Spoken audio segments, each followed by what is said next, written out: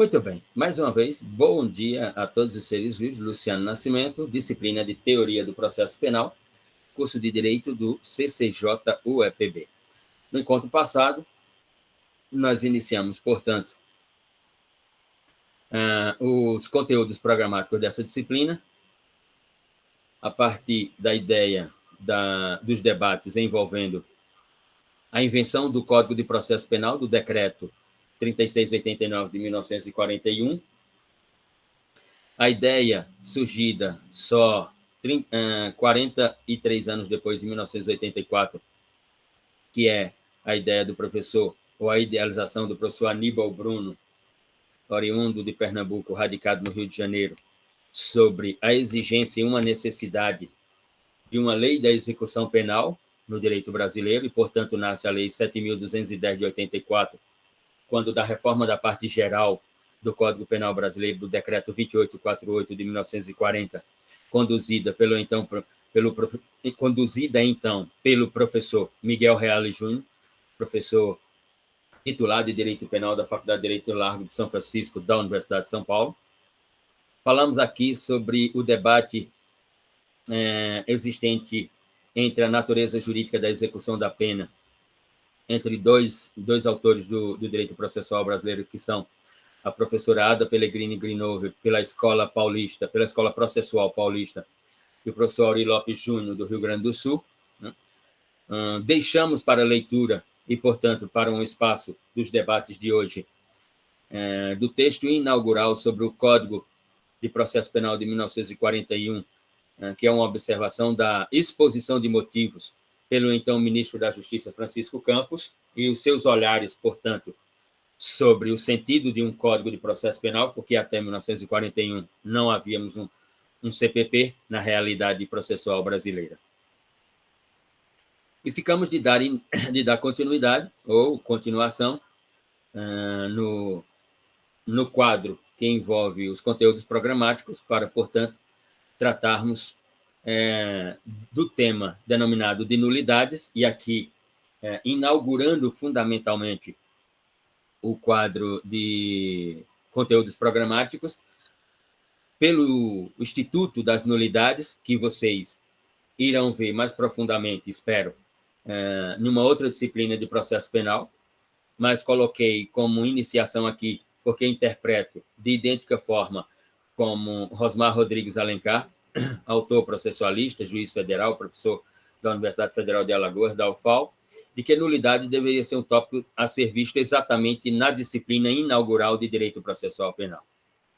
Porque se o processo inicia com uma ou algumas nulidades, ele não pode ter andamento. E se tem andamento, todos os seus atos não podem gerar efeito. E se gerarem efeitos, têm que ser declarados nulo imediatamente, portanto, cessando os efeitos e extinguindo o processo, se a nulidade, obviamente, for de natureza absoluta. Então, falaremos sobre nulidades. Depois, o tópico seguinte é sobre a Lei 13.964, o artigo 3º-A dessa lei, por exemplo, o artigo 25 desta lei, por exemplo, para fazermos alguns comentários. Mas, fundamentalmente, a ideia do artigo 3º trazido na Lei 13.964 de 2019, denominada de pacote anticrime, já que na previsão do artigo 3º, do 3º-A a F, nós temos uma novidade que não tem força normativa no direito brasileiro, que é o Instituto do Juiz das Garantias. E não tem força normativa por duas decisões monocráticas em caráter liminar, dadas por ministros do Supremo Tribunal Federal. A primeira delas, pelo então presidente da Casa, o ministro Dias Toffoli, que havia suspendido a força normativa do artigo 3º-A a F por 6 meses. E depois, uma outra decisão também de caráter monocrático, liminar, dada pelo atual presidente da Corte, o ministro Fux, e, portanto, estabelecendo um tempo indeterminado para levar a questão ao plenário da Casa e, portanto, decidir quanto ao mérito de constitucionalidade ou inconstitucionalidade da previsão do juiz das garantias na Lei 13.964 de 2019. Mas, como havia enviado o texto do então ministro Francisco Campos, né, tiveram, salvo engano, aí, um pouco mais de uma semana para a leitura, podemos iniciar exatamente com o texto de Francisco Campos. Qual a interpretação, qual a observação, qual a manifestação que tem a realizar sobre a escritura do então ministro da Justiça, Francisco Campos, sobre a vigência do Decreto 3689 de 1941.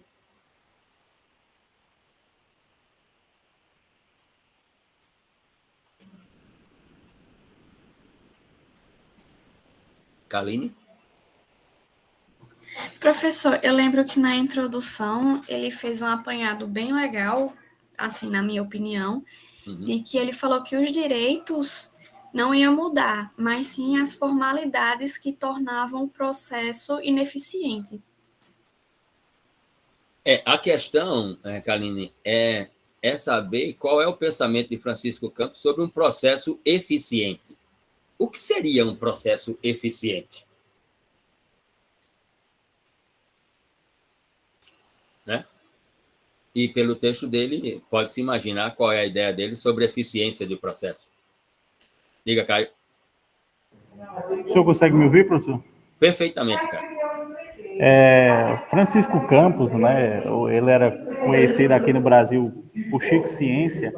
Era uma pessoa extremamente inteligente, mas era uma pessoa que flertava muito com ideais autoritários, né? Salvo engano, ele foi um dos elaboradores da Constituição de 1937, a Constituição do Cacete, lá do Estado Novo, e também do AI-1, salvo engano, né? O senhor pode confirmar melhor do que eu. Perfeitamente, as informações estão corretíssimas. Então, assim, o Código de Processo Penal brasileiro, apesar das reformulações que ele passou por muito tempo, na sua origem, lá, até por ser uma lei que foi decretada, né, ela não, pela faculdade do artigo 180 da Constituição de 1937, ela era um decreto-lei, e ela tinha, o Código Penal originalmente tinha um caráter muito autoritário. E a gente percebe isso quando, por exemplo, Francisco Campos, discorrendo lá na exposição de motivos, ele diz que as nulidades, especificamente falando sobre o Instituto das Nulidades, ele diz que elas foram reduzidas ao máximo. Né? E que o objetivo do Código de Processo Penal era garantir, era assegurar que a punição do Estado fosse efetiva e segura. Né?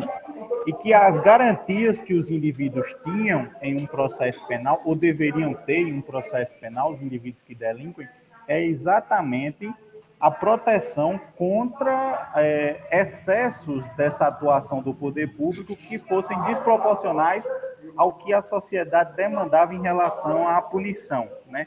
De modo que a garantia, o excesso de garantias, como ele chama lá, na visão dele era um grande prejuízo à atuação efetiva do Estado no combate ao crime.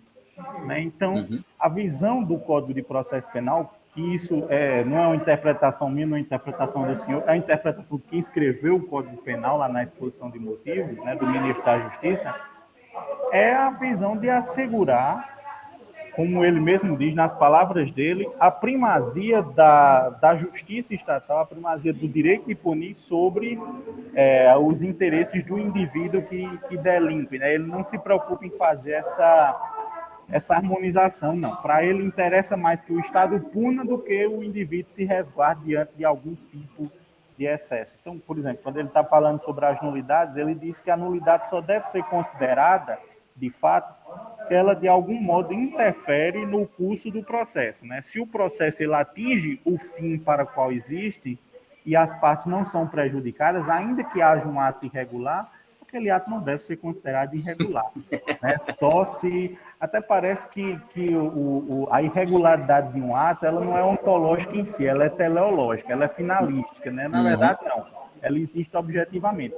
Independentemente, se o fim do processo foi alcançado, isso é assim que eu entendo, e isso é assim que o direito processual penal brasileiro avançadamente hoje entende, ele deve ser considerado nulo, ainda que o processo chegue ao fim que desejava, ainda que não haja um prejuízo claro às partes, é um ato irregular que deve ser anulado independente de qualquer coisa, né, objetivamente.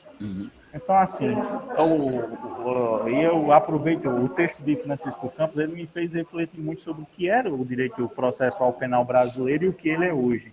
Né? Então, por exemplo, quando você pega questões como o Instituto do Juiz das Garantias ou a exclusão dos autos do processo do inquérito policial, né, coisas que foram aprovadas como pacote anticrime, mas que estão, como o senhor ressaltou, suspensas pela liminar do ministro Luiz Fux, né, em 3 ADIs, salvo engano, né? Mostra como já mudou muito. Antigamente, a questão do interrogatório era um ato pessoal do juiz, né, em que ninguém poderia, o sujeito não poderia ser acompanhado, era uma coisa extremamente exacerbada em cima do acusado. E hoje, por exemplo, isso é inimaginável, mas existia. Né? Então, eu imagino que os avanços do processo penal, como, por exemplo, a necessidade de revisão da prisão preventiva a cada 90 dias, é uma coisa que no futuro a gente não vai viver, não vai ter condição de imaginar uma realidade sem ela. Mas ainda há muito que avançar, por exemplo, eu vejo a questão do estabelecimento de um limite temporal para a existência de uma prisão preventiva, é uma coisa que o processo penal brasileiro ainda tem que avançar, apesar desse estabelecimento da revisão de 90 dias, né?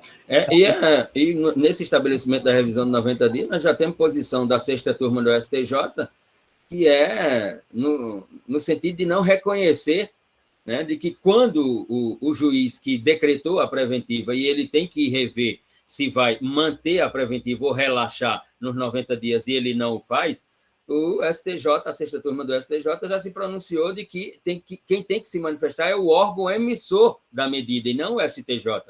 Sim, mas e aí a prisão se torna ilegal e ela vai permanecer ilegal? Luciano, porque o juiz não reviu e a pessoa, o investigado continua preso, ou o réu continua preso, mesmo sem o juiz tendo o dever legal de revisionar a prisão preventiva nos 90 dias. E ele não o faz, e o STJ diz que é competência do órgão emissor, ele não faz, e aí ele não faz, é competência dele, ele não faz, e o investigado, o réu, continua preso? Continua. E é interessante também que ele cita um doutrinador italiano, que agora me foge o nome dele, mas ele cita no sentido de reafirmar essa posição do código dele, né, de que o código ele é contrário àquelas pessoas que querem frustrar o processo penal, a ordem do processo penal, evocando as garantias que ele chama de excessivas, né? Isso me lembrou como o processo penal brasileiro gosta de se aparar em certos exageros da Itália, como, por exemplo, a Operação Mãos Limpas, né, que serviu de inspiração para alguns processos aqui no Brasil, né? Exatamente. E essa ideia da Operação Mãos Limpas, ela é engraçada, porque tem um ex-juiz aí que cita a Operação Mãos Limpas o tempo inteiro, né, falando de Giovanni Falcone. Só que Giovanni Falcone nunca trabalhou na Operação Mãos Limpas, porque a Operação Mãos Limpas começa em agosto de 92 e Giovanni Falcone morre em abril de 92. Então, só se ele veio em forma de espírito para conduzir a investigação Mãos Limpas. Ele trabalhou numa investigação chamada Cagentópolis, não Operação Mãos Limpas. Mas tem um ex-juiz aí que fica dizendo o tempo inteiro que Giovanni Falcone é o juiz da Operação Mãos Limpas, quando ele nunca foi. Ô, professor, é o juiz que fala conge? É esse mesmo, esse cidadão. Bom, Caio, obrigado pela sua participação. Você tem uma caderneta aí, ou um tablet, ou um iPad, ou alguma coisa para anotar? Não, eu estou com o celular aqui próximo. Pronto, então se for no celular ou na sua memória, anota aí, você tem 4 pontos. Mais alguém? Agradeço a premiação, professor. Premiação, vou chamar de premiação. É o Plus. Mais alguém? Mais alguém leu esse texto? Ruth? Bom dia, professor. Bom dia. Sobre o que você perguntou, que consta no início do texto da reforma do processo penal vigente e acerca das considerações do autor, esta maior eficiência diz respeito às instâncias de controle, porque houve uma maior aplicação através de audiência e daqueles responsáveis pela aplicação da lei. E também discorre um pouco sobre já alguns fatores sociais acerca da criminalidade e da justiça penal e as suas divisões, né? Da justiça e da jurisdição, no contexto das circunscrições também, onde ocorre. E com isso, houve não só uma descentralização, por exemplo, por meio do PJE, mas também um desafogamento da justiça, né? Apesar de que ainda nós encontramos uma certa morosidade em certos julgamentos processuais, tanto que existe, né, como foi citado no chat também por algum aluno, de certa forma ainda uma superlotação nos presídios. Então ele vem contestar, ele traz, na verdade, alguns benefícios e algumas críticas acerca de como a aplicação no Brasil ela é efetivada. Além disso, também ele especifica o inquérito policial também, que também se assemelha ao termo circunstanciado, que são partes discutidas no processo penal, além também da prisão em flagrante, prisão preventiva e da ação penal em si. E essa questão da nulidade também ela é discorrida no texto, que o senhor bem ressaltou, né, que tem que ter alguns aspectos, e dentre eles a inexistência, na verdade, conter irregularidade, e com isso julga-se se o processo ele é inexistente ou absolutamente inexistente, parcialmente, relativamente, a partir das provas que são administradas. Basicamente é isso. Muito bem, Ruth. E a interpretação é bem por aí mesmo. Você tem 2 pontos. Ok, obrigada, professor.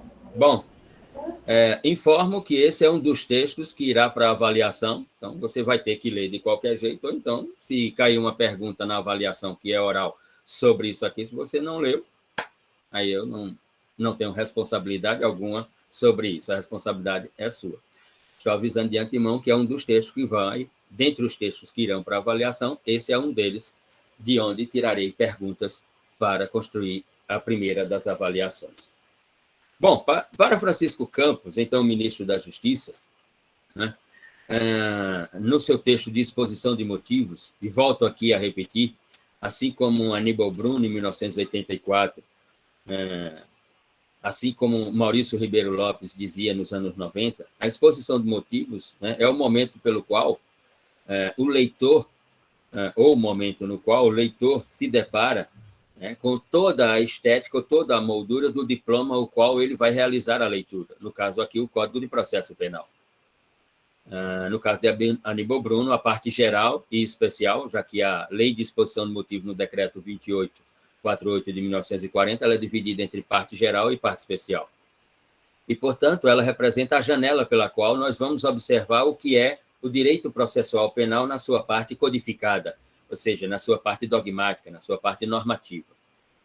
E Francisco Campos inicia por afirmar, na sua exposição de motivos, que o Código que estava nascendo, em 1941, representava um extenso catálogo de garantias e favores.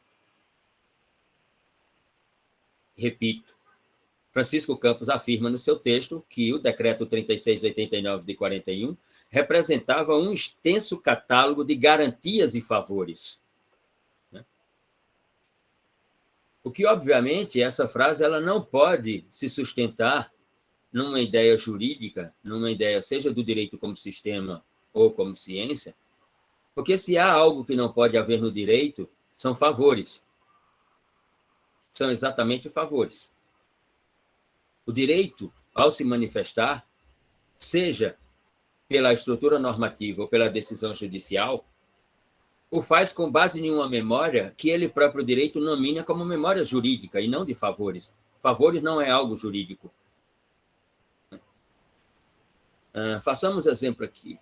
Caio se referiu, né, à questão das prisões cautelares, numa das suas espécies, como prisão preventiva. A ideia de garantias existe exatamente porque existe institutos como as cautelares de natureza pessoal, de vedação da liberdade. Por que por exemplo, que num país como o Brasil, nós temos um instituto chamado audiência de custódia, que não tem uma lei federal sobre sobre a audiência de custódia, e o Ministério Público fica arguindo que ela é inconstitucional, porque ela está prevista lá no Tratado de São José da Costa Rica, né, que é um tratado de proteção e defesa dos direitos humanos, no seu tópico 7.2 e 7.5.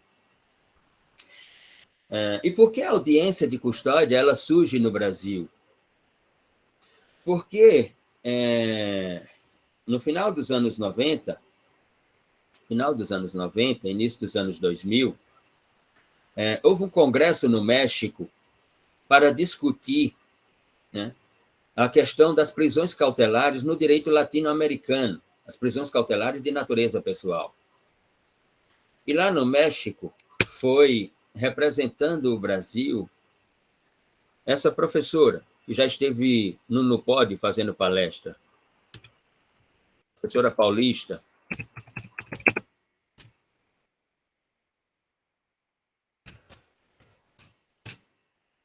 professora Ludmila Grock, membro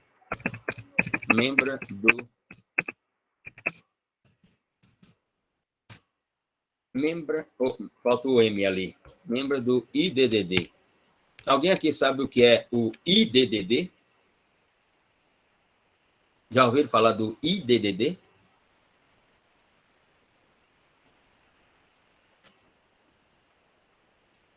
IDDD significa Instituto de Defesa do Direito de Defesa.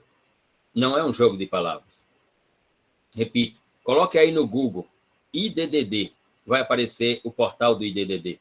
Um instituto que faz pesquisas sobre questão penitenciária, sobre atividade judicante do Estado juiz, sobre posições jurisprudenciais dos tribunais superiores. IDDD, Instituto de Defesa do Direito de Defesa. Se no Brasil uma reunião de juristas, advogados, professores universitários, criaram o IDDD em São Paulo, portanto, o Instituto de Defesa do Direito de Defesa, é porque o direito de defesa estava sendo respeitado nesse país? Se o direito de defesa estivesse sendo reconhecido neste país, haveria a necessidade de se criar um instituto em defesa do direito de defesa? Parece-me que não. Naquele Congresso do México, o coordenador pergunta: você aí da Colômbia, quando há uma prisão em flagrância delituosa, ou uma outra prisão de natureza cautelar como uma preventiva, quanto tempo para se levar o autuado à presença do Estado juiz? E alguém da Colômbia disse: tantos dias. Alguém da Argentina disse: 2 semanas. Alguém do México disse: tanto. Alguém do Chile disse: tanto. Alguém do Paraguai, tanto. Quando chegou a vez do Brasil, disse: doutora Ludmila, quanto tempo se leva no Brasil? E ela fez: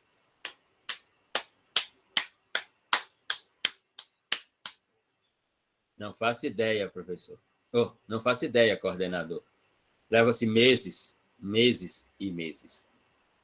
Por exemplo, é só dar uma olhada no site do CNJ e você vai comprovar que 40% da população carcerária brasileira está no cárcere sem uma decisão penal condenatória de primeira instância. O que é que diz o inciso 57 do artigo 5º da Constituição? O que é que diz mesmo o inciso 57 do artigo 5º da Constituição sobre estar com a vedação da sua liberdade? Então, criou-se a audiência de custódia, que deve se apresentar o autuado, né, a presença do Estado juiz em 48 horas para que o mesmo decida sobre o relaxamento ou não. No caso da Lei 13.964 de 2009, ela diluiu esse prazo, né, e estabeleceu que deve ser apresentado em até 24 horas, deve ser apresentado automaticamente em até 24 horas, não em 48 horas. Nós veremos isso mais à frente. Isso é a realidade jurídica de um país que tem um catálogo de garantias e favores no Código de Processo Penal? Essa é a realidade de um país? Que o Código de Processo Penal de 1941 trouxe um catálogo de garantias e favores. Se trouxe um catálogo de garantias, trouxe muito bem, porque garantia é um direito fundamental previsto na Constituição do Estado, a partir ali do artigo 5º, e na divisão ali, ou na reunião dos seus 77 incisos e tantos parágrafos. Garantias, sim. E quanto mais o Código trouxer de garantias, mais estará dentro da legalidade constitucional. Agora, favores? Favores? Um país que tem 813 mil pessoas no sistema carcerário. Exatamente, Fernanda, somos cidadãos de papel. No país que tem 813 mil pessoas, vai olhar quem são essas 813 mil pessoas presas? Vai olhar a formação escolástica dessas pessoas que mal têm o ensino fundamental completo? Vai olhar a renda dessas pessoas que mal ganham salário mínimo, da maioria dessas pessoas? E aí vem dizer que é um catálogo de favores? Vai olhar a cor dessas pessoas que estão no cárcere? E vem falar, em 1941, que era um catálogo de favores? E isso passa assim? Principalmente ele, com a biografia que ele tem ligada aos momentos autoritários desse país, e não democráticos. Em seguida, ele vai no seu texto e diz que o Código é a tradução da representação defeituosa e retardatária. O que é uma prevenção defeituosa e retardatária? Por exemplo, nós temos casos e casos nesse país. Já passo a palavra, Ruth? Tem uma pesquisa, faço aqui a sugestão.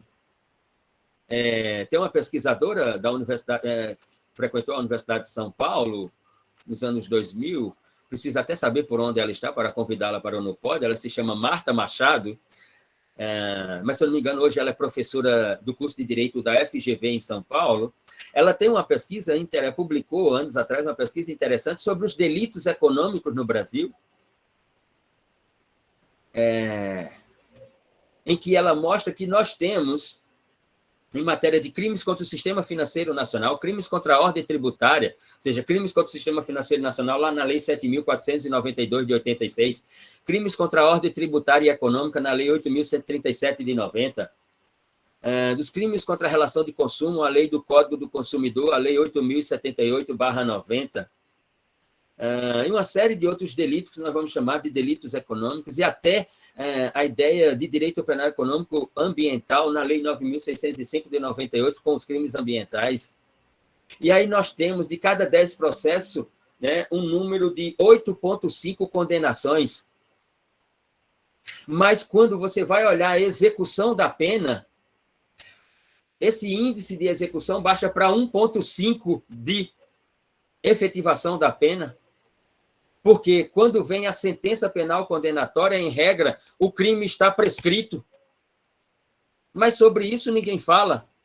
Por exemplo, não se fala que, por exemplo, um dos grandes empresários desse país, ex-proprietário do Grupo Pão de Açúcar, o senhor Abílio Diniz, empreendedor, foi condenado por sonegação fiscal neste país, e quando o Supremo Tribunal Federal prolata a decisão, o crime está prescrito, então não tem sentido nenhum aquela sentença. A isso ninguém chama de repressão defeituosa e retardatária. A isso ninguém chama. E o caso de Abílio Diniz é só mais um em centenas de casos nesse país. Os dados que nós tivemos agora, por exemplo, esse país pratica em renúncia fiscal por ano. Por ano. Não é? Durante 18 anos que teve o Bolsa Família, por exemplo.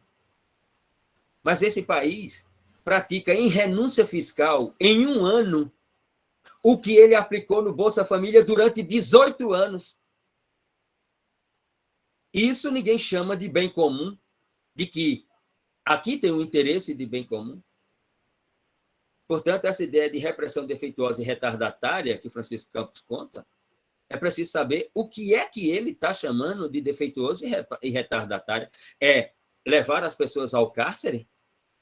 E em que lugar do mundo o cárcere resolveu alguma problemática jurídica? Pelo contrário, causou uma série de outras e não resolveu. Diga, Ruth. Apenas respondendo a sua pergunta, tem a ver com reincidência? A repressão retardatária defeituosa? Sim. Não. Tem a ver com a ideia da demora do processo penal pelo alongamento, pelo número de institutos, pela teoria dos procedimentos, né? E que, portanto, o Código causaria uma lentidão processual a ponto de não haver uma efetividade no que se refere ao exercício do ius puniendi pelo Estado. Mais à frente, Francisco Campos vai falar de que o Código, né? O Código é uma estética, de prioridade de direitos individuais em prejuízo ao bem comum. Você está de fuleiragem. Você só pode estar de fuleiragem. O Código é uma prioridade de direitos individuais em relação ao bem comum. Qual é o bem comum? O que é bem comum neste país? Por exemplo, ontem a Folha de São Paulo trouxe 4 reportagens na cidade mais rica da América Latina, as pessoas catando lixo para comer.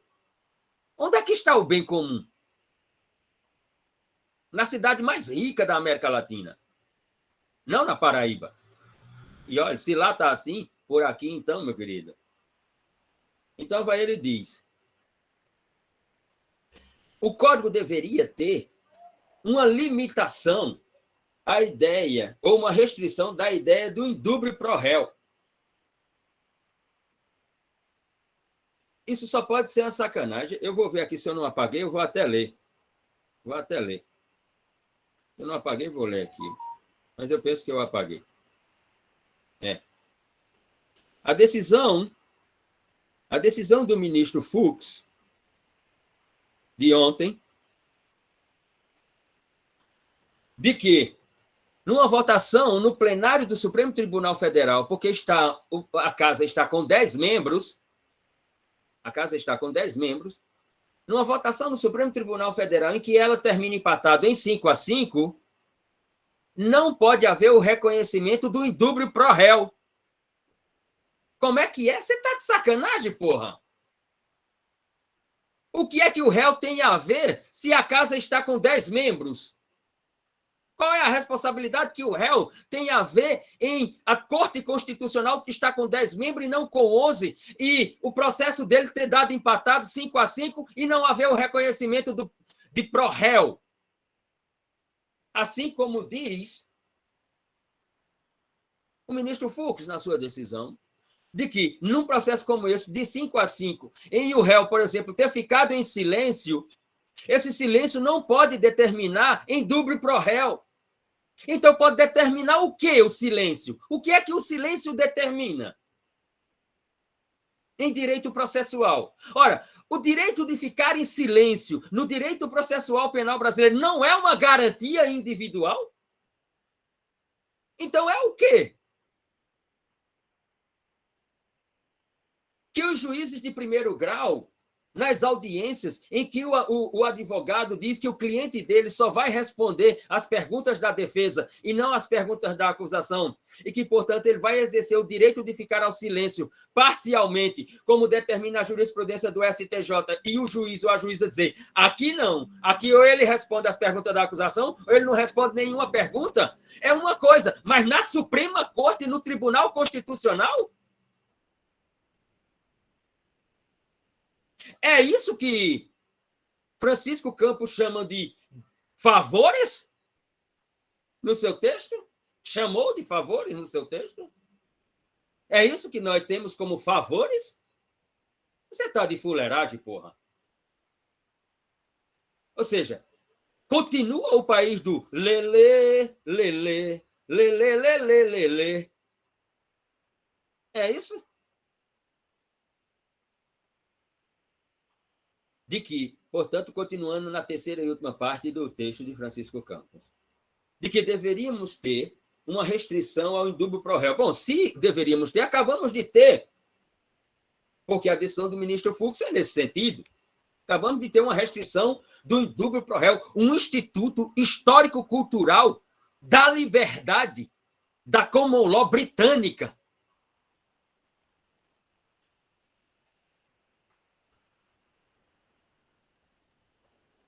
Desculpe, Ruth, pode se manifestar?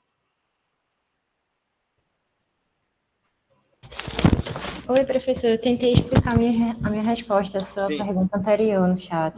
Pode-se afirmar a relação com a reincidência nesta parte do texto de Francisco Campos como resultante de certos julgamentos nas audiências devido à diminuição da pena que acontece na maioria dos casos. Mas reincidência em que sentido? Reincidência do quê? Da prática delituosa. Sim, mas o que a reincidência tem a ver com um caso? Eu estou julgando, o camarada aqui está sendo julgado por roubo. Eu vou analisar uma vita pregressa dele, então eu vou praticar um direito processual penal do autor e não do fato? É isso? Não entendi sua pergunta, professor. Sim, porque se eu for analisar a reincidência, Ruth, eu não estou analisando o fato, eu estou analisando a pessoa do autor. Não, eu não quis dizer analisar a reincidência, mas eu quis dizer que acontece fatos nesse sentido. Mas se acontece, é caso de nulidade na minha interpretação, não nulidade absoluta, mas relativa.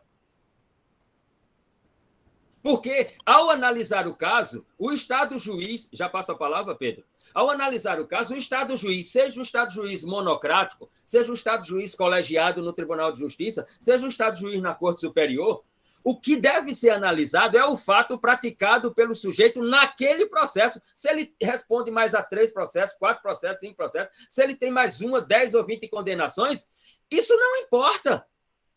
Isso não deve importar, porque o que está sendo analisado naquele momento é o fato praticado pelo autor daquele processo. Como escreveu Klaus Roxin no seu Direito Penal Funcionalista Teleológico. A análise é da ação praticada e não do sujeito, porque se nós analisarmos o sujeito ativo do delito e não a conduta realizada, nós estamos saindo de um direito penal da racionalidade e de um direito penal do fato da ação para um direito penal do autor, da pessoa, que foram o que os nazistas fizeram com os judeus. Então, se nós fizermos isso no processo penal, nós estaremos saindo de um processo penal de natureza jurídica acusatória para um processo penal de natureza jurídica da pessoa do acusado ou do réu. Penso que não é um caminho a ser seguido pelo Estado juiz em qualquer das instâncias. Agora, também não vou ser iluminista, tenho que me conduzir para o que você fala. Os juízes praticam isso mesmo. Né? Porque os juízes, né, pensam que são os debatemen, os protetores de Gotham City. Né? Mas quando são eles os juízes a responder o processo criminal, como está lá no estado da Bahia, né, o tribunal inteiro atolado em corrupção na venda de terrenos, né, nas escrituras de terreno à beira-mar do Sauípe para grandes corporações privadas, aí eles aparecem no processo penal pedindo as garantias constitucionais. Mas quando são eles que estão julgando, aí se acham o debatimento. Mas quando eles passam a ser julgados, como no caso do Tribunal da Bahia, aí eles querem todas as garantias constitucionais. Mas vão para a puta que pariu, cambada. Diga, Pedro. Professor, naturalmente concordo com o senhor, mas assim, no caso da reincidência, eu penso assim, vamos colocar um exemplo de um crime de estupro de vulnerável, que já foi cometido, por exemplo, em 3 situações diferentes, o investigado já foi condenado outras 2 vezes. Uhum. Eu não sei se qualquer pessoa teria, assim, como é que eu posso dizer, como é que eu digo, a frieza, enfim... A imparcialidade, isso, pronto, perfeito. A tecnicidade, perfeito. De ignorar o fato de... O senhor entende o que eu quero dizer? Pedro, sua fala é totalmente assertiva. Totalmente assertiva. Mais do que assertiva na sua fala, é exatamente a tipologia a qual você se apropriou. Estou de pleno acordo com você. Primeiro, por causa da tipologia. Seja o crime de estupro do 213, seja o crime de estupro de vulnerável do 217A, introduzido pela Lei 12.009 de 2009, à luz da Convenção ONU dos Direitos da Criança e do Adolescente de 1989, ratificada pelo Brasil em 1994. Estamos de pleno acordo. Exatamente porque, se há um crime que me causa reflexão sobre o sentido de ser humano, Pedro, é o crime de estupro. Porque matar já foi civilizatório em determinados modelos de sociedade, como a sociedade espartana na Grécia, por exemplo. Matar já foi, né, uma construção civilizatória para conquistar territórios, para dominar culturas. Furtar, você pode furtar por uma questão, né, famélica. Roubar, você pode roubar por uma motivação de um momento instantâneo, por uma ideia de exigibilidade de conduta diversa, de que eu precisava daquele patrimônio de alguém para vender, para poder ter um recurso para viabilizar alguma coisa da minha vida, senão estava tudo finito, como dizem os italianos.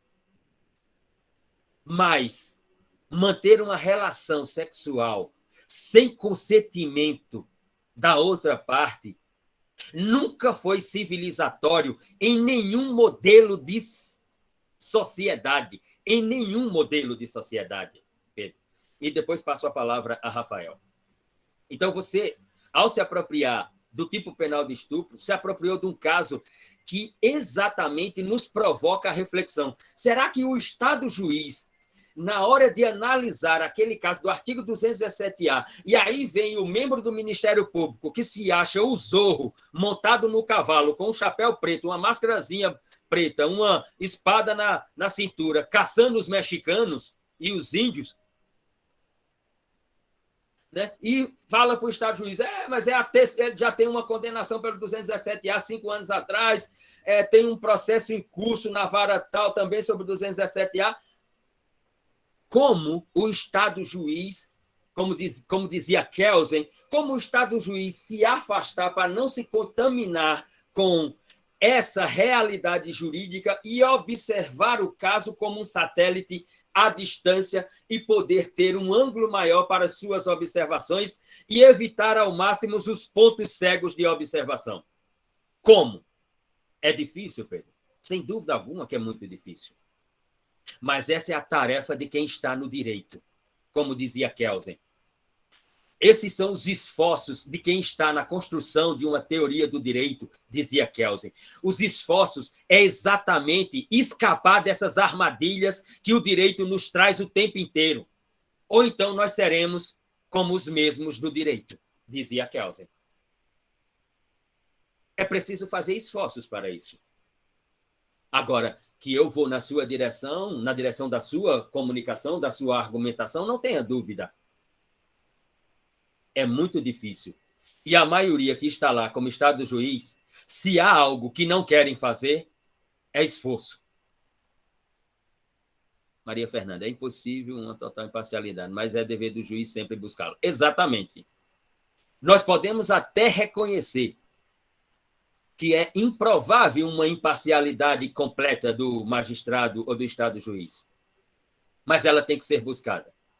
O que me parece cômico é, quando se fala de utopia, todos dizem, mas isso é utópico, mas a utopia ela precisa ser buscada. Quer dizer, para os filósofos, a utopia tem que ser buscada, mas para o juiz, a imparcialidade não tem que ser buscada.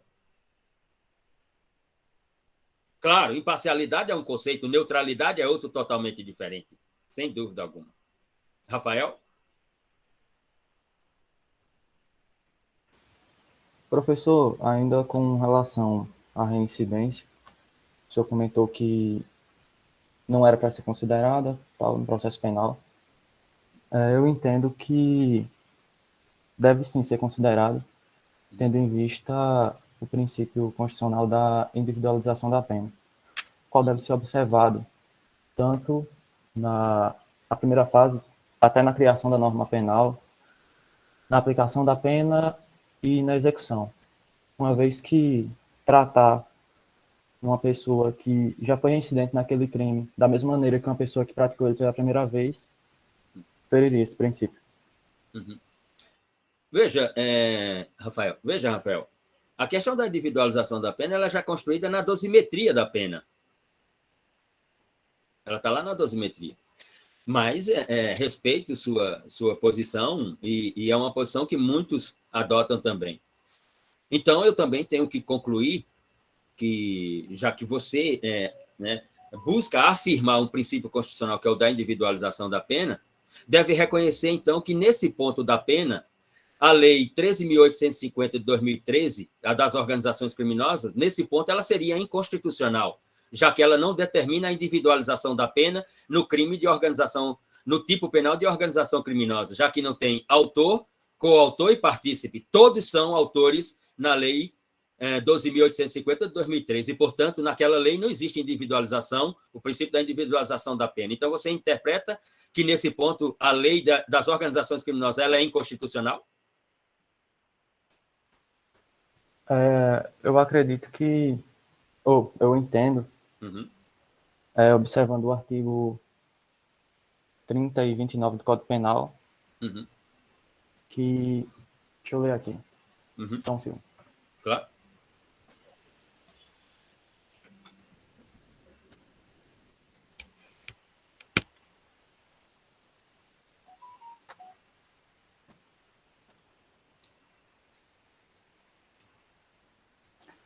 O artigo 29 diz que quem de qualquer modo concorre para o crime incide nas penas excominadas, na medida de sua culpabilidade. Então, o Código Penal, aí, de acordo com esse artigo, adotou a teoria unitária monista, né? Sim. Então, aquele que praticou o crime de a organização criminosa aí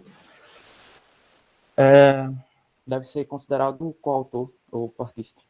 Mas a lei não diz isso, a lei diz exatamente o contrário. Ela diz que, para o tipo penal de organização criminosa previsto aqui, deixa eu puxar aqui a lei, a gente lê, fica mais interessante. Vamos lá. Lei 12.850. 2013.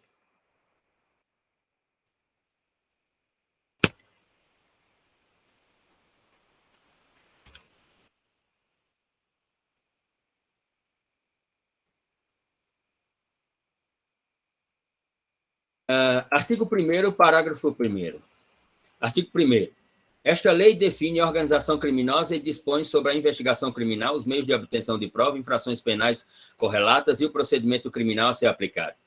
Parágrafo 1º.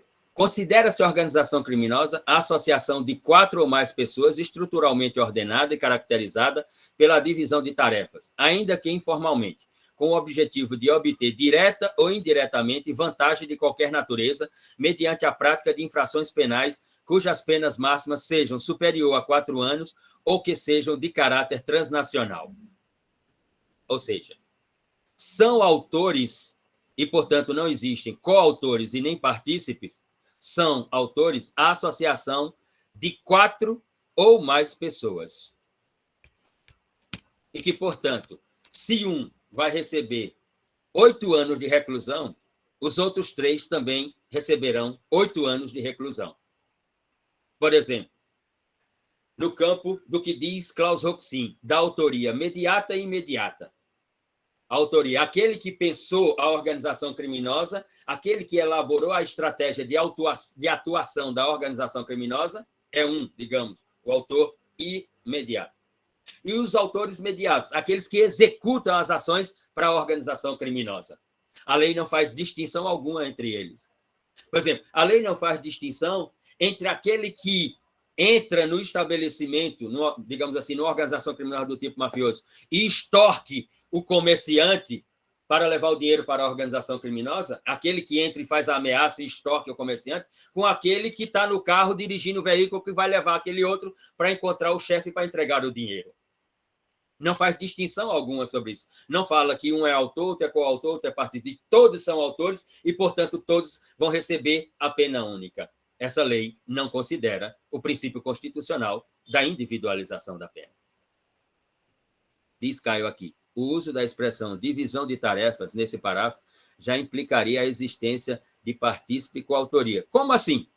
Ao meu ver. Sim, mas se a pena é a mesma, Caio? Como há divisão de tarefas? Como pode ser coautoria e partícipe se a pena é a mesma? Exatamente. A estrutura do parágrafo traz essa expressão, divisão de tarefas, mas ao mesmo tempo é incoerente. O parágrafo em si é incoerente, porque ao meu juízo aqui, essa expressão divisão de tarefas implica a existência de partícipes e coautores, não é verdade? A essência da coautoria e da participação não é exatamente a divisão de tarefas. Então, como é que todos podem ser autores diante dessa expressão, divisão de tarefas? Sim, mas... É contraditório em si mesmo, né? Claro, é contraditório. E divisão de tarefas aqui, ela é uma expressão abstrata, porque nós estamos no direito penal da legalidade, tem que dizer qual é a tarefa. É um tipo penal. Tem que descrever a conduta. Qual é, por exemplo, no crime de homicídio, qual é a conduta do partícipe? A conduta do partícipe no crime de homicídio é não praticar atos de execução. Se ele pratica atos de execução, ele não é partícipe. Ele é autor ou coautor. Por exemplo, Luciano Nascimento vai matar Caio Lins. Está saindo aqui do centro, a senhorita Kaline está de carro, eu digo, estou indo ali praticar um assalto contra Caio, que você sabe, né? Tá naquela questão que eu estou puto da vida. Me dá uma carona, me deixa na esquina do bar que ele está. Kaline é coautora, partícipe ou autora? Ela é partícipe. Agora, se Kaline, por exemplo, adentra o estabelecimento comigo, me forneceu uma arma e eu executo a pessoa, ela já não é mais partícipe. Ora, o que é divisão de tarefa numa organização criminosa? O próprio princípio da taxatividade, que os constitucionalistas gostam muito, diz o quê? Que o legislador está obrigado a descrever o modus operandi praticado pelo sujeito ativo da conduta delituosa. Ou então a norma é inconstitucional, como foi na Lei 9.034 de 95, quando trouxe a expressão organização criminosa, mas não dizia o que era organização criminosa. Não tinha um conceito sobre organização criminosa. O conceito de organização criminosa estava no artigo 2º da Convenção ONU de Palermo sobre criminalidade transnacional. E Luiz Flávio Gomes vai e diz: o artigo 1º da Lei 9.034 de 95 é inconstitucional, porque o legislador está obrigado a descrever o que é organização criminosa. Não tem conceito. Diga, Pedro. É que agora eu fiquei um pouco confuso. Fiquei um pouco perdido com essa coisa de organização criminosa. Porque antes eu achava que, no caso, a autoria era quando ele falava da autoria, era da organização criminosa, e não do crime cometido pela organização. Sim, mas... O senhor entendeu? Sim, entendi. O tipo é de... É isso que eu estou dizendo. É isso que você está correto. O tipo é de organização criminosa. O que importa é que, para ser organização criminosa, tem que ser 4 no mínimo. Podem ser 8, pode ser 10, pode ser 12.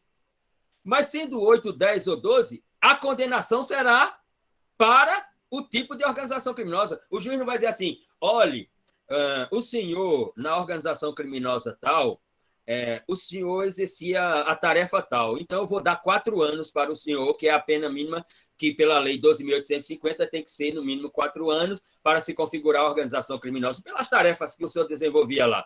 Por exemplo, o pessoal ia lá extorquir, o senhor era o tesoureiro da organização criminosa, só recebia o dinheiro, fazia os pacotes, ia no banco, fazia o depósito numa conta, né, numa conta laranja, tal, não sei o que lá. O senhor, Pedro, o senhor não, o senhor é o chefe da organização criminosa. Ao senhor eu vou dar 12 anos. Não, o juiz não faz isso. Ao tesoureiro ou ao chefe, se ele for dar 12 anos, é 12 anos para os dois. E para mais 2, que tem que ser no mínimo 4. Não há individualização. Por que não há individualização? Por que não há individualização? Porque não há reconhecimento de autoria, coautoria e participação. É uma ruptura no direito brasileiro. É nesse sentido que eu me refiro. A Lei 12.850, ela rompe, Rafael, a Lei 12.850, ela rompe com o princípio da individualização da pena no direito brasileiro. Existem textos e textos, por exemplo, Paulo, como é que é o nome? Promotor de Justiça em São Paulo, Paulo Ismânio escreveu sobre isso. Alexandre de Moraes tem texto sobre isso. Luiz Regis Prado tem texto sobre isso. Luiz Flávio Gomes tem texto sobre isso. Sobre a questão da individualização da pena na tipologia de organização criminosa. Bom, dizia Francisco Campos lá na sua introdução que, para além da restrição ao indúbio pro réu, né, que o Código deveria ter trazido e tal, e não trouxe, né, o Código também deveria ter ampliado, né, a ideia da flagrância delituosa. O que significa ser ampliado a ideia da flagrância delituosa? Normativamente, nós veremos no Código de Processo Penal que tem 3 categorias de flagrante no Código de Processo Penal brasileiro. E outras tantas que não são normativamente previstas, que são praticadas nas investigações criminais, né? E que depois são arguídos em caráter de nulidade pela defesa. E, finalmente, Francisco Campos vai e diz, né, na última parte do seu texto, de que a prisão preventiva, né, deveria ser uma faculdade, né, importada ao juiz, ou seja, deve ser uma faculdade do juiz. Prisão preventiva ser faculdade do juiz e não da norma. Prisão preventiva que fique, né, é o manifesto do Estado policial. Ou seja, o juiz, então, sai de casa hoje pela manhã e diz: o que aparecer, eu vou meter de prisão preventiva nessa porra. O que o Ministério Público me pedir, eu vou meter.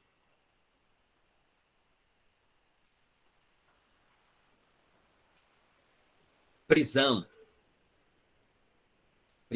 se há um dos institutos cruciais, ou como diria Ludmila Grock, não há direito penal, a frase não é minha, abre aspas, diz Ludmila Grock, abre aspas, não há direito penal e nem processo penal sem a ideia da restrição da liberdade no que se refere à própria memória dos 2 institutos. Fecha aspas, ponto. A memória do direito penal no campo das penas, que é a crítica que Aníbal Bruno faz lá no seu livro Das Penas, é um direito penal da prisão, ou seja, da pena privativa de liberdade, da vedação da liberdade, no sentido lato aqui que eu estou me referindo. O processo penal também constrói o imaginário de que, se é condenado, tem que ser condenado a uma vedação da liberdade e não a outra categoria de pena.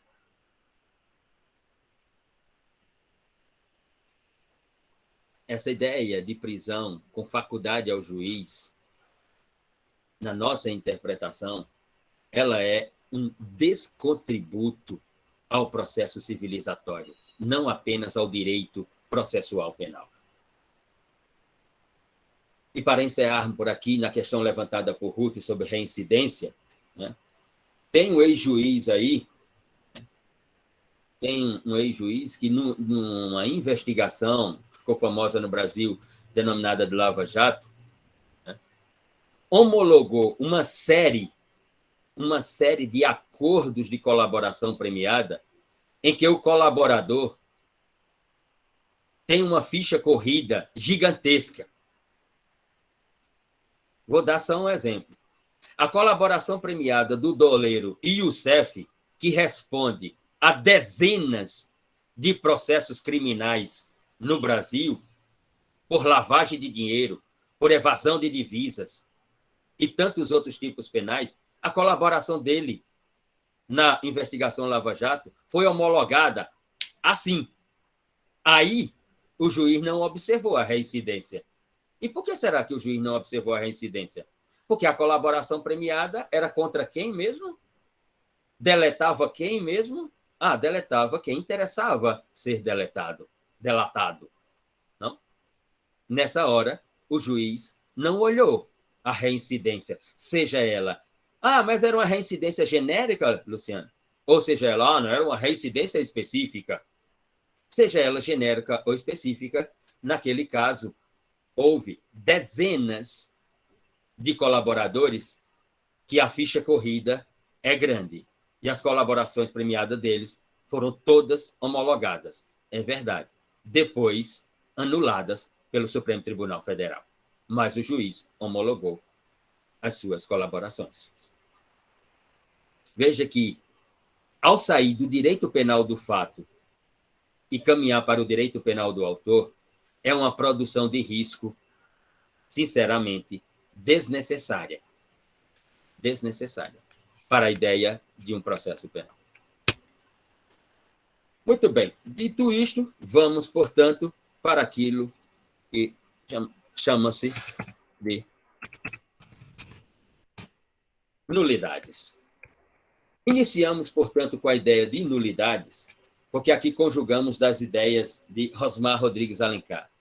Eu vou aqui me referir genericamente ao Instituto das Nulidades, mesmo porque lá na frente, não sei se em Direito Processual Penal 2 ou 3, vocês estudarão especificamente o Instituto.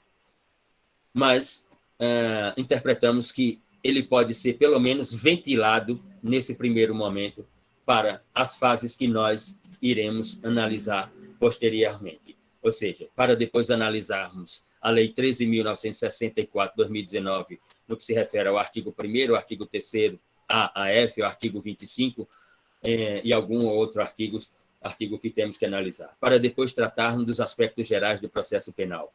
Para depois tratarmos dos sistemas processuais penais. Para depois tratarmos da Constituição do Estado e, portanto, os princípios orientadores do processo penal, para depois tratarmos dos procedimentos de investigação e assim por diante, em uma série de tópicos que temos que tratar aqui nessa disciplina. Bom, quando falamos de nulidade, estamos nos referindo à ideia de que essa expressão nulidade se caracteriza por uma impropriedade, né? Uma impropriedade de categoria jurídica, né, que violaria uma estrutura normativa no seu caráter absoluto ou relativo. Ou seja, quando eu me refiro à nulidade, eu estou construindo uma argumentação de que um ato processual praticado, a sua estética e o seu conteúdo podem ser nominados de eivados de problemas cruciais ou relativos para a ideia de legalidade, não de legitimidade, de legalidade do processo penal. Ou seja, eu estou me referindo que no processo penal, por um ato praticado, nós temos a identificação, a observação de uma impropriedade de natureza jurídica normativa, processual penal, infraconstitucional, ou de normativa ou principiologia constitucional, o que é muito mais grave e determinaria, portanto, uma nulidade absoluta. Trata-se, portanto, de uma violação normativa, que pode se dar na forma relativa ou absoluta.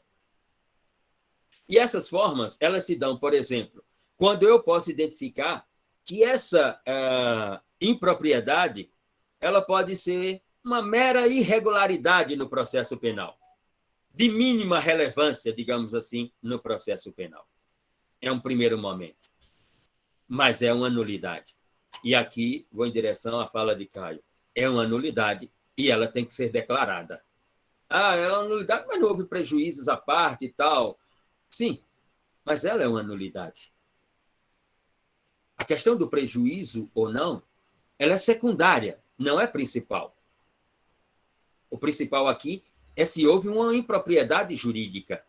E qual é a natureza dessa impropriedade jurídica? Relativa ou absoluta? Luciana, é relativa. Declara-se que ela é relativa, mas é uma improbidade jurídica. É nesse sentido. Ou essa nulidade, ela pode ser a tradução, né? Pode ser a representação de atos inexistentes, de desconformidade, digamos assim, com a estrutura normativa processual penal, com a estrutura dogmática do processo penal. Ou seja, ela pode ser um defeito processual penal, que pode ser traduzido como a falta ou a ausência da prática de um ato processual penal. Ou seja, é um ato inexistente, um ato que deveria ter sido praticado e não fora. e não foram. Então, portanto, vão dizer os autores, né, do pensamento jurídico processual penal brasileiro, que se trata, portanto, de um momento de ocorrência de uma caracterização, digamos assim, de uma caracterização de uma teoria em que a sentença a ser prolatada pelo Estado juiz, né, ela não pode vir ao mundo jurídico sem o reconhecimento da inexistência desse ato no desenvolvimento do processo penal. Ela tem que fazer referência à nulidade. A nulidade que é relativa de um ato inexistente. Não houve prejuízo. Mais uma vez, repita-se. A questão é entre o principal e o acessório. O prejuízo ao réu, prejuízo a quem responde ao processo, não pode vir antes do reconhecimento da nulidade na sua natureza jurídica. Do contrário, eu estaria invertendo as relevâncias jurídico-processuais penais no direito brasileiro, nesse sentido que nos referimos. O ato inexistente, portanto, como categoria de nulidade relativa, ele não transita em julgado, e esse é um ponto relevante. Ou seja, o ato inexistente como forma de nulidade, ele pode ser arguído a qualquer momento, inclusive depois da prolação da sentença, porque ele não transita em julgado. Significa dizer que ele não necessita de revisão criminal para, portanto, né, prolatada a decisão e tal, a defesa vai lá no lapso temporal e, né, ingressa com uma revisão criminal requerendo o reconhecimento da nulidade na sua forma de ato inexistente. Basta uma mera petição ao juiz, informando para ele que no processo há um ato inexistente e que, portanto, ele tem que reconhecer a nulidade relativa. É nesse sentido. Ora, e essas nulidades, onde estão, Luciano? Ora, por essa narrativa, portanto, podemos interpretar, né, à luz da lição trazida no curso de processo penal de Rosmar Rodrigues Alencar, né, de que esse capítulo ele teria que ser visto, mesmo ele estando lá,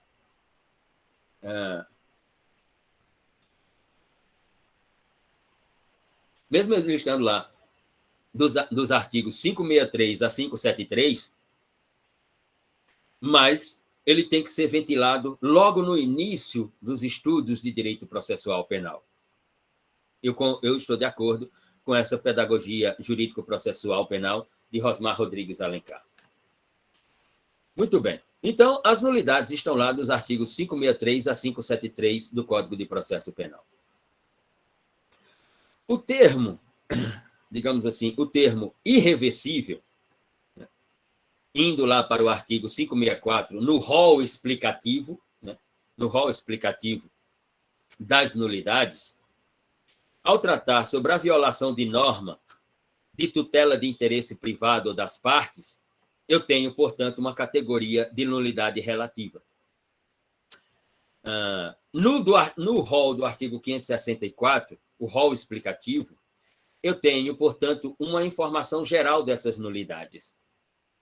No artigo 572, bem lá à frente, essas nulidades, essas formas de nulidades relativas trazidas pelo artigo 572, na tradução do pensamento jurídico-processual penal brasileiro de categorias ou espécies de violação de normas ou tutelas de interesse privado ou das partes, e, portanto, aqui o campo está restrito, eu vou falar de nulidades relativas e que, portanto, tem uma medida contra elas, né?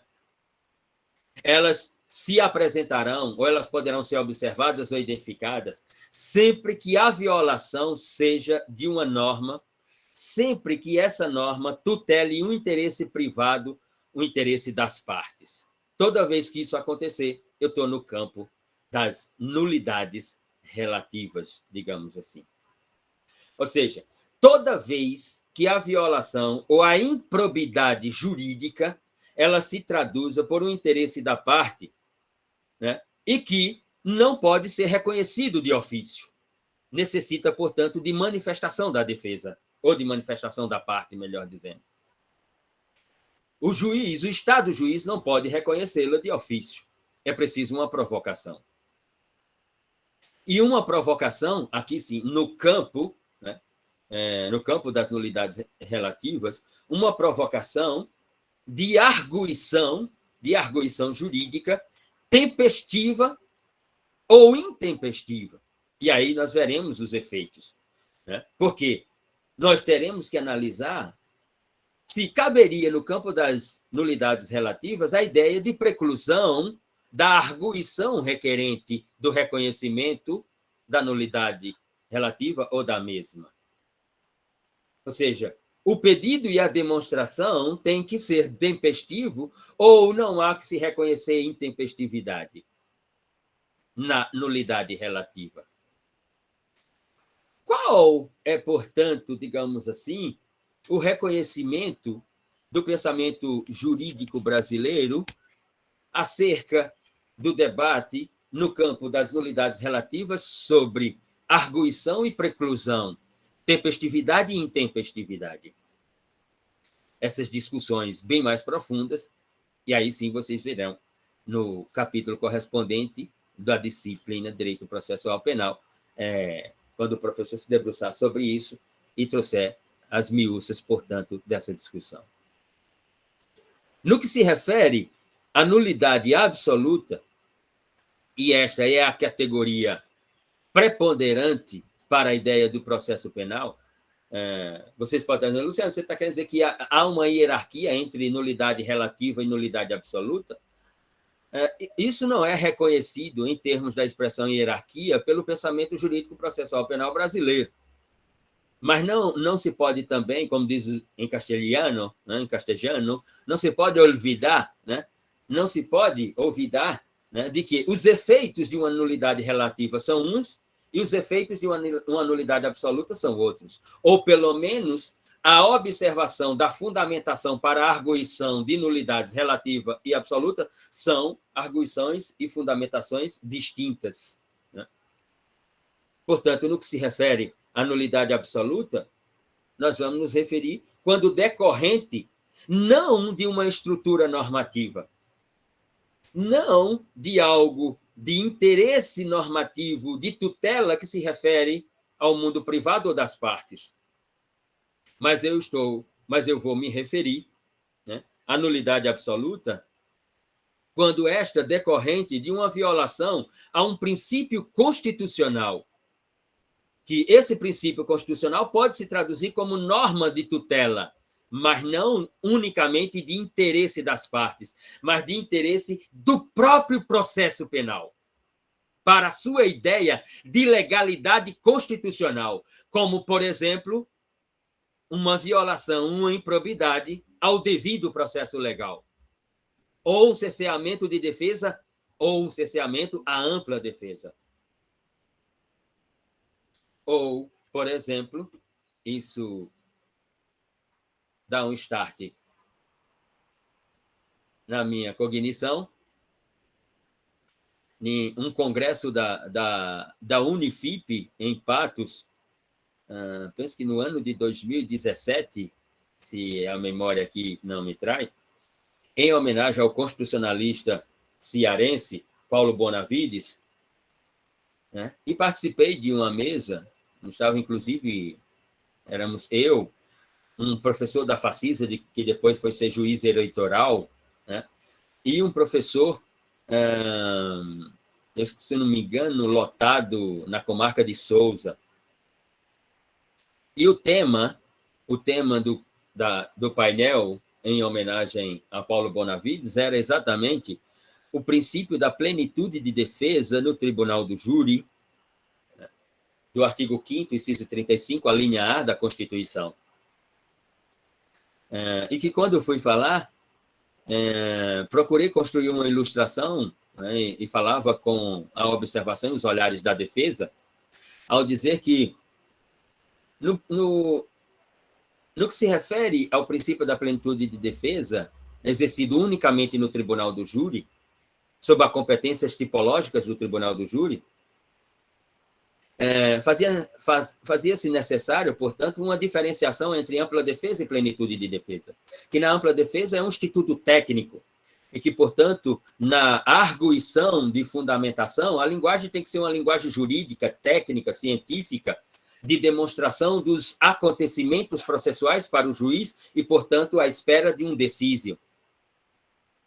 E que na plenitude de defesa do tribunal do júri, a linguagem é lata. A defesa pode utilizar as expressões que bem entender, exatamente por ser plenitude, não há fronteiras de caráter de tecnicismo, não há limites. Mais ainda, de que, por exemplo, se eu estivesse numa sessão do tribunal do júri e fosse o advogado de defesa e me chegasse a informação de que no plenário do tribunal do júri tem uma pessoa que pode ser arrolada como testemunha porque o seu depoimento, ou, desculpa, o seu testemunho inocentaria o réu definitivamente, eu arrolaria aquela pessoa para um testemunho imediato da sessão do tribunal do júri. E o juiz que estava do lado olhou para mim e disse: professor, no meu tribunal o senhor não faz isso. No meu tribunal o senhor não faria isso, professor. E eu olhei para o juiz e perguntei: meu tribunal, excelência? Isso está escrito no artigo 5º, inciso 35, a linha A da Constituição. Lá na linha A, que diz plenitude de defesa no tribunal do júri, no inciso 35 está escrito meu tribunal ou tribunal do júri. E quem é o júri no tribunal, excelência? No meu tribunal, o senhor não faria isso no exercício da plenitude de defesa. É por isso, jovens, que nesse país existe um instituto chamado IDDD, Instituto de Defesa do Direito de Defesa. Não é por causa da exposição de motivos de Francisco Campos, de um rol de garantia, um catálogo extensivo de garantias e favores. Não. É por uma luta de uma sistematicidade das garantias de preservação dos direitos fundamentais como conquista histórica da humanidade e como freios ao Estado juiz de ações como essa desse juiz. Ora, então, a nulidade absoluta, ela não está direcionada, ou ela não é decorrente de uma norma infraconstitucional, mas de um princípio constitucional.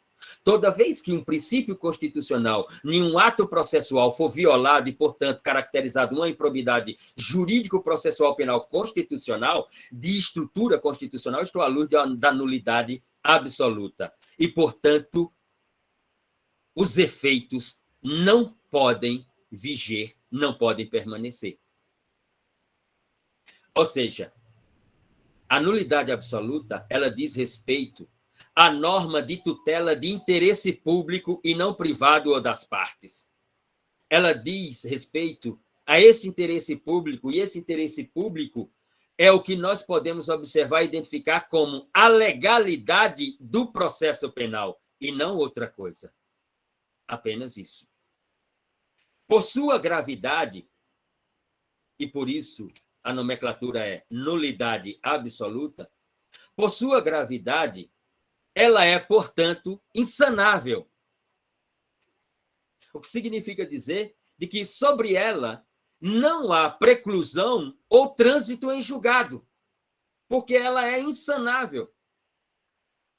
Mas, por outro lado, o juiz também não pode declará-la de ofício. A parte tem que requerer ou uma parte da doutrina, e aqui há uma divisão, né?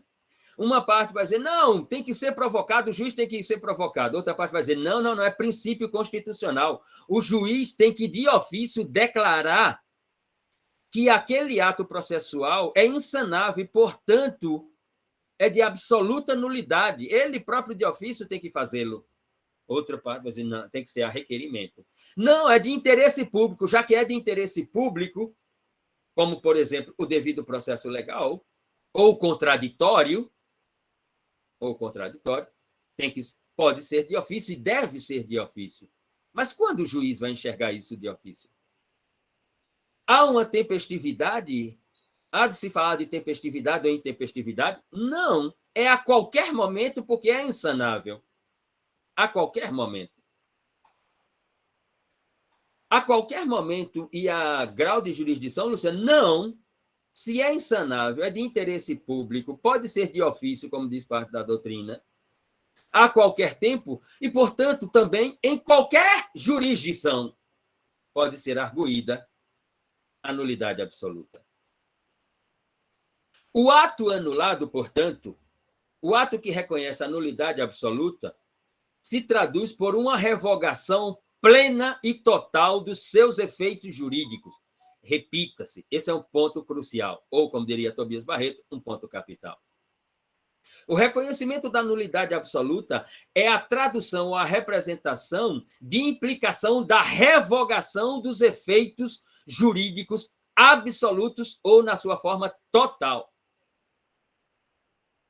Para concluirmos, portanto, além dos exemplos aqui já citados, o direito da ampla defesa no processo penal, o contraditório, né? E algo que recentemente o Supremo Tribunal Federal reconheceu. O juízo incompetente, a vara incompetente para julgamento do feito. O juízo que não tem competência para receber aquele processo por uma questão de jurisdição. Foge à sua jurisdição para ter competência e, portanto, tratar o feito, dar andamento ao processo e prolatar uma decisão. E, recentemente, o Supremo Tribunal Federal se manifestou sobre a incompetência da 13ª Vara Criminal da Justiça Federal em Curitiba, seja de forma monocrática, pelo ministro Fachin, na investigação Lava Jato, seja pela segunda turma, em maioria de votos, seja pelo plenário da Corte, na sua maioria de votos. Portanto, aquela ideia, salvo engano, agora penso que foi colocada por Caio, não estou lembrado, sobre a dicotomia, portanto, do prejuízo, ela é secundária. Sobre se houve prejuízo ou não houve prejuízo à parte, não é relevante a ponto, né, de suplantar a ideia do próprio instituto da nulidade. Ela deve ser analisada em última circunstância e sem implicações para o reconhecimento das categorias de nulidade relativa absoluta.